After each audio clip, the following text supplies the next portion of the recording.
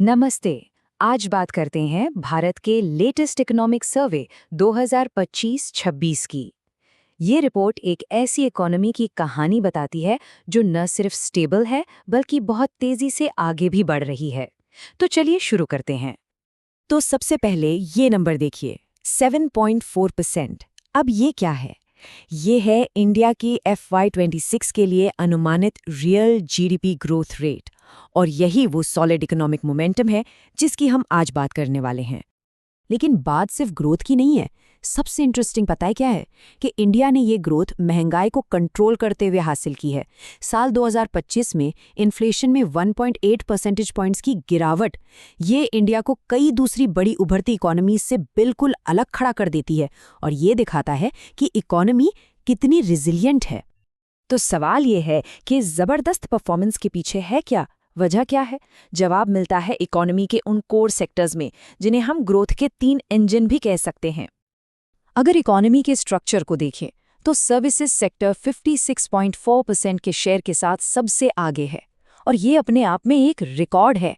मतलब साफ है कि इस वक्त इकोनॉमी को सबसे ज्यादा पावर इसी सेक्टर से मिल रही है।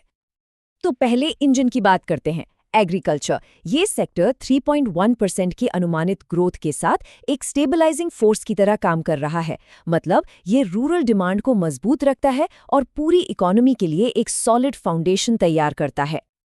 अब आते हैं दूसरे और सबसे बड़े ड्राइवर पर, सर्विसेज सेक्टर।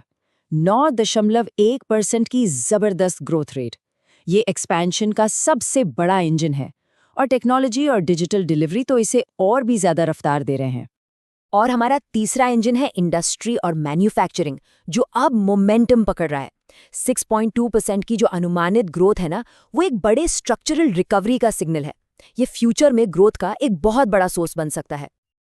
अच्छा, इस रिकवरी का जमीन पर क्या असर पड़ा? ये देखिए, 12.6 लाख से ज्यादा नई जॉब्स। और ये नंबर सीधा सीधा जुड़ा है प्रोडक्शन लिंक्ड इंसेंटिव्स यानी PLI स्कीम्स से। ये दिखाता है कि कैसे पॉलिसीज असल में जमीनी स्तर पर बदलाव ला रही हैं। और मैन्युफैक्चरिंग में ये जो ग्रोथ है वो इंडिया के मजबूत होते इनोवेशन इकोसिस्टम से भी जुड़ी हुई है। देखिए, ग्लोबल इनोवेशन इंडेक्स में 66वें से सीधे 38वें नंबर पर आना, ये इसका एक बहुत बड़ा सबूत है। तो ये तो हुई डोमेस्टिक इकोनॉमी की बात। चलिए अब जरा ग्लोबल स्टेज पर चलते हैं और देखते हैं कि वहां भारत की पोजीशन और फाइनेंशियल स्ट्रेंथ कैसे बढ़ रही है। $825.3 बिलियन। ये आंकड़ा दिखाता है इंडिया की बढ़ती ट्रेडिंग पावर को। FY25 में टोटल एक्सपोर्ट्स इस रिकॉर्ड लेवल पर पहुंच गए। ये वाकई में एक बहुत बड़ी अचीवमेंट है।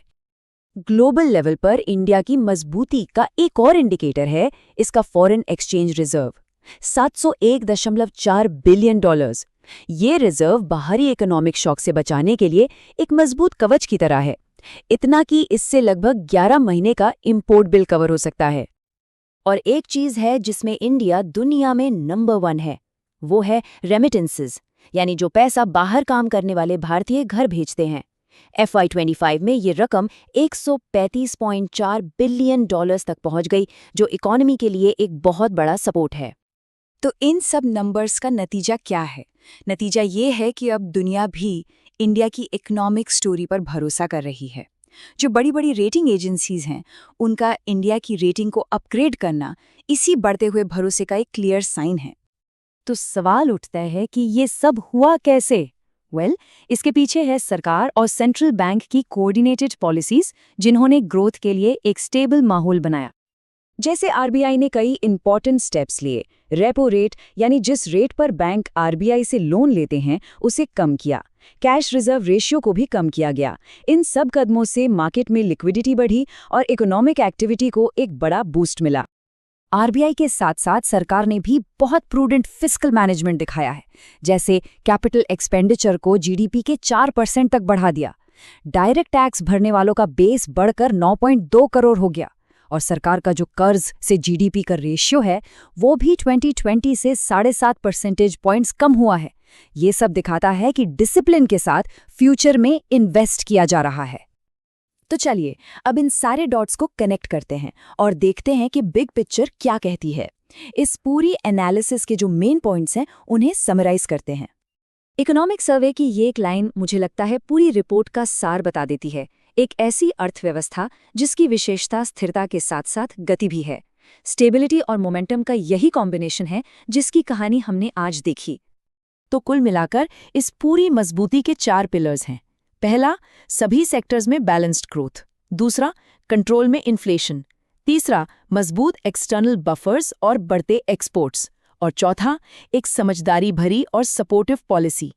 यही वो फाउंडेशन है जिस पर ये पूरी सक्सेस स्टोरी खड़ी है। तो आखिर में एक सवाल बचता है, जब फाउंडेशन इतना मजबूत तैयार हो चुका है तो आगे क्या? इंडिया की इस इकोनॉमिक जर्नी का अगला बड़ा माइलस्टोन क्या होगा? ये एक ऐसा सवाल है जो सोचने पर मजबूर करता है।